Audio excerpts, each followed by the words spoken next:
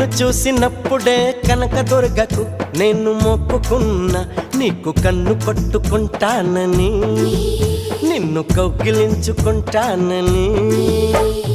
నిన్ను కొలిసినప్పుడే సాయిబాబాకు నేను మొక్కుకున్నా, నీతో సంధి చేసుకుంటానని, నీతో సందులోకి వస్తానని.